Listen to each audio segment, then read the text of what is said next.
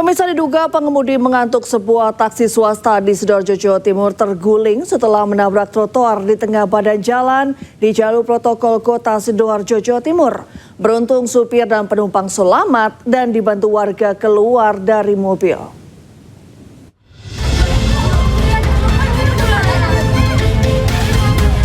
Inilah kondisi taksi yang terguling di jalan protokol kawasan Jalan Gajah Mada, Sidoarjo, Jawa Timur. Diduga sopir taksi mengantuk hingga menabrak trotoar dan membuat mobil terguling di tengah jalan. Pengemudi dan satu orang penumpang mencoba keluar dari taksi yang terguling. Keduanya berhasil keluar setelah ditolong oleh warga yang berada di lokasi kejadian. Penumpangnya nggak tahu, Mas.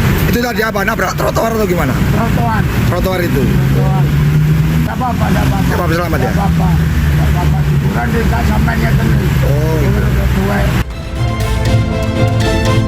Sementara anggota Satlantas Polresta Sidoarjo dibantu petugas Dinas Perhubungan langsung mengatur lalu lintas sekitar lokasi kejadian.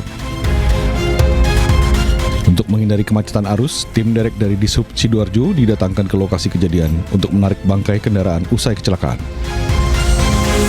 Dari Sidoarjo, Jawa Timur, Pramono Putra, iNews melaporkan. Ya, informasi lainnya, pemirsa, kotak hitam atau black box pesawat ATR 42500 yang jatuh di Gunung Bulu Saraung berhasil ditemukan. Black box ditemukan dalam keadaan utuh di bagian ekor pesawat. Media Pak, nggak ada di belakang Pak. Tim SAR gabungan berhasil menemukan black box pesawat ATR 42500 yang ditemukan di Desa Tompu Bolu, Pangkep, Sulawesi Selatan. Kotak hitam ditemukan oleh tim khusus pada Rabu siang pukul 11 waktu Indonesia Tengah. Kotak hitam ditemukan terdiri dari dua bagian penting, yaitu flight data recorder dan cockpit voice recorder, yang selama ini menjadi fokus utama pencarian karena berisi rekaman data penerbangan dan percakapan di kokpit. Tim yang menemukan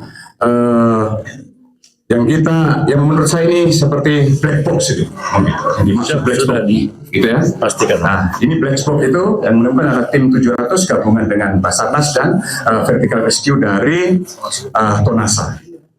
Ini bukan semata kerja mereka, ini karena dorongan dari kerja seluruh tim yang hari ini kita tahu kita mengeluarkan 2 kali lipat, yaitu 16 tim. Yang 8 tim pada bermalam kita dorong lagi pagi 8 tim lagi. Mudah-mudahan kita mendapatkan kabar baik untuk bisa mendapatkan mohon maaf korban mungkin. Karena itu tujuan kita selanjutnya setelah black box ini kita temukan. Kita tetap akan berjuang untuk melanjutkan pencarian sampai dengan ada perintah dari komando atas. Demikian. Black box ditemukan dalam keadaan utuh di ekor pesawat yang ada di dalam tebing sedalam 131 meter dari puncak Gunung Bulu Saraung. Saat ini kotak hitam telah dievakuasi dari lokasi penemuan untuk diserahkan kepada KNKT. Dari Kabupaten Pangkep, Sulawesi Selatan, Udin Syahrudin, iNews melaporkan. Ya, selain menemukan black box, pemirsa, tim SAR gabungan kembali menemukan korban ketiga kecelakaan pesawat ATR 42500 di kawasan lereng Gunung Bulu Saraung, Kabupaten Pangkep, Sulawesi Selatan. Penemuan ini dikonfirmasi langsung Kabasarnas di kantor SAR Makassar pada Rabu malam. Kepala Basarnas Marsikal Madya Muhammad Syafi mengatakan korban ditemukan pada Rabu siang sekitar pukul 12:30 waktu Indonesia Tengah. Korban yang ditemukan berupa bagian tubuh yang tidak utuh dan masih dalam proses evakuasi ke titik penjemputan helikopter di Kampung Lampeso, Kabupaten Maros, Sulawesi Selatan. Korban ketiga ditemukan tak jauh dari sektor 1 dan sektor 4 di ketinggian 1150 meter dan tak jauh dari penemuan jenazah kedua, yakni pramugari Florencia Lolita, atau tak jauh dari penemuan black box. 12.30 Laki-laki perempuan jenderal ini juga. Belum kita belum bisa itu. Apakah bagaimana itu? Lebih condong informasi yang saya dapat lebih condong itu berupa body part. Itu di sekitar mana, Jenderal? Di Sudah bawah disentuh jurang jenderal atau gimana? masih dalam Ditemukan? Di jurang atau posisinya ya? Semua hampir pelaksanaan operasi ini ada di tebing dan jurang. Jadi nanti mungkin kalau persisnya nanti kita bisa press release setelah kita mendapatkan data yang lebih detail. Apakah masih di jurang atau sudah dibawa ke posko? Sedang proses evakuasi dan kita mengharapkan bisa kita geser ke titik di mana tadi pagi kita evakuasi korban. Karena itu yang paling... Ya, tim DVI Bidokes Polda Sulawesi Selatan menyerahkan jenazah pramugari pesawat ATR 42500 Florencia Lolita Wibisono ke pihak keluarga usai dilakukan identifikasi di Rumah Sakit Bayangkara, Makassar. Jenazah almarhumah akan dibawa ke Jakarta untuk disemayamkan.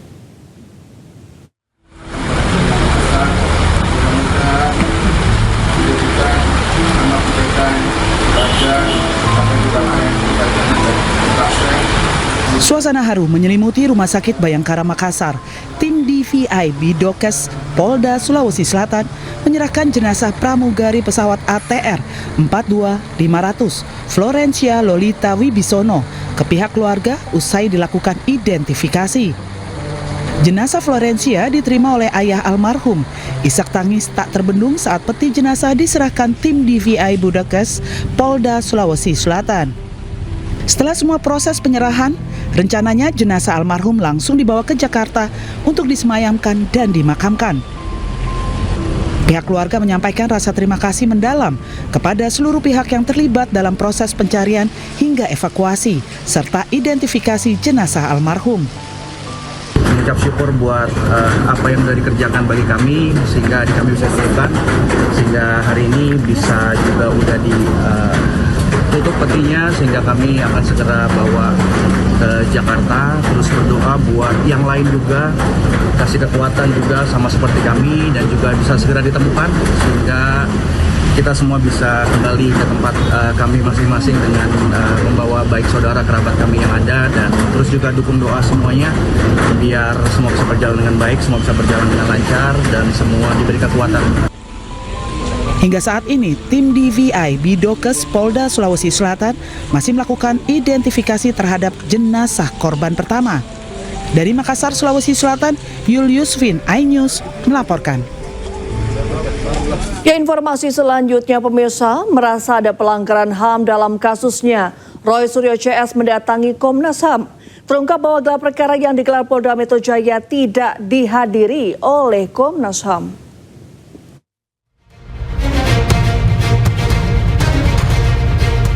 Tersangka kasus fitnah ijazah palsu Jokowi, Roy Suryo, Rismon Sianipar, dan Dr. Tifa mendatangi Komnas HAM.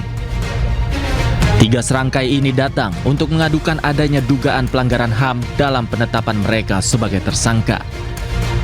Mereka menilai prosedur penetapan tersangka dan pelimpahan berkas mereka ke kejaksaan melanggar HAM dan cacat prosedur.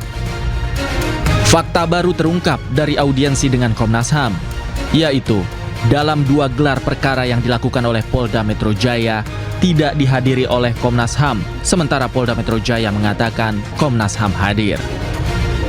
Komnas HAM memastikan dari 2 gelar perkara yang diselenggarakan baik di Mabes Polri maupun di Polda Metro Jaya semuanya mencatut nama Komnas HAM. Sekali lagi saya ulangi, semuanya mencatut nama Komnas HAM.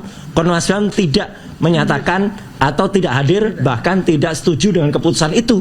Jadi tidak ada persetujuan Komnas HAM, tapi selalu dikatakan kami sudah persetujuan Komnas HAM. Jadi sekali lagi, tadi langsung dari Bu Anies, langsung dari Pak Prabianto, Ketua dan Wakil Ketua, bahwa semua AJW kepolisian itu di luar tanggung jawab Komnas HAM. Jadi di sini kita ini segera menyampaikan kepada masyarakat, dibantu oleh media, bahwa apa yang disampaikan oleh Komnas HAM itu tolong diperhatikan baik-baik. Roy Suryo CS juga melaporkan dugaan pelanggaran HAM akibat mereka tidak diberi kesempatan untuk menghadirkan ahli dan saksi meringankan sebelum berkas mereka dilimpahkan ke kejaksaan. Dari Jakarta, tim liputan iNews melaporkan. Ya, Roy Suryo CS berencana menggugat penghentian proses hukum atau SP3 terhadap Egy Sujana dan Damai Hari Lubis. Pihaknya menilai ada cacat prosedur.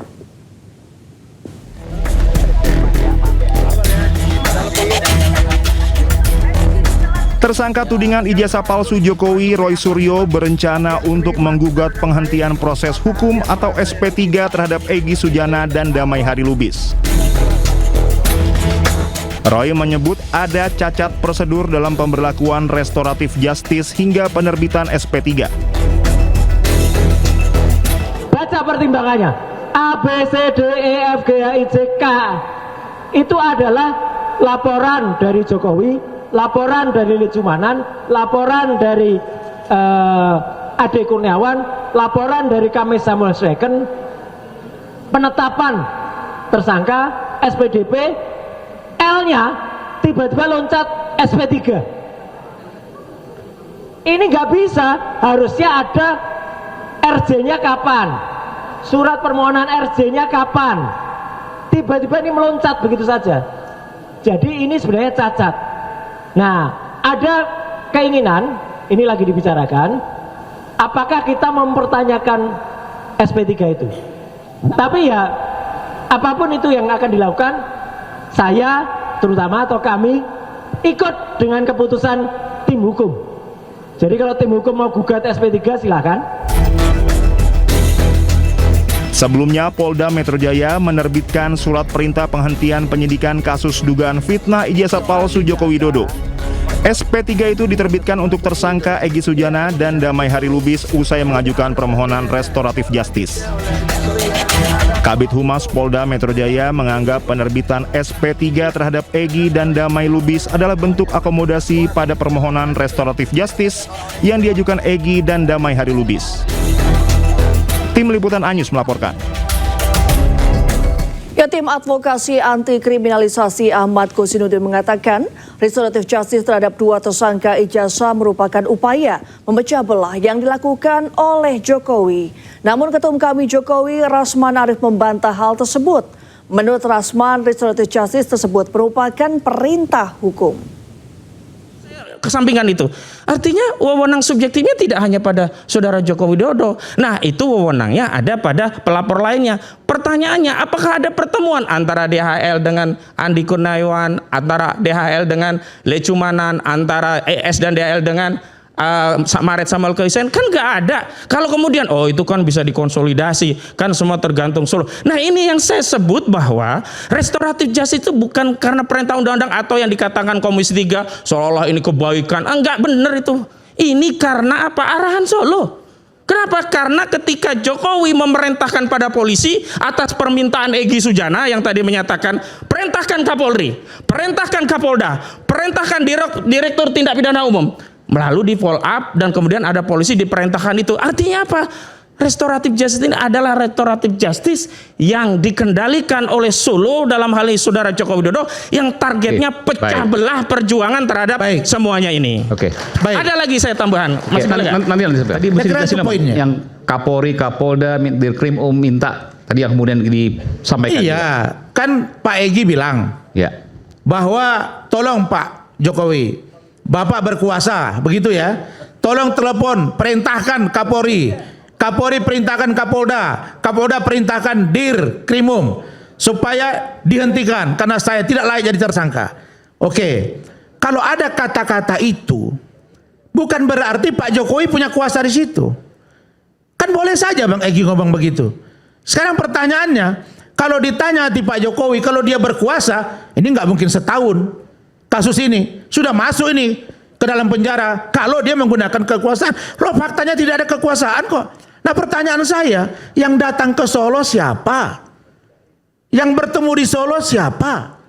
Loh, kalau orang ada di sana ketemu boleh saja, tapi yang ada fakta hukum di dalam pun, kalau kita dengar keterangan Pak Darmizal beda, keterangan Pak Rahmat beda dari Rejo. Tapi poin penting bagi saya adalah tidak benar kalau Pak Jokowi memerintahkan Kapolri ke Kapolda Metro Jaya, Kapolda Metro Jaya kepada Dir untuk dilakukan restoratif justice. Tapi ini perintah hukum. Kalau orang sudah sepakat untuk memaafkan, selesai. Jadi nggak perlu diperdebatkan terlalu jauh. Itu poin saya.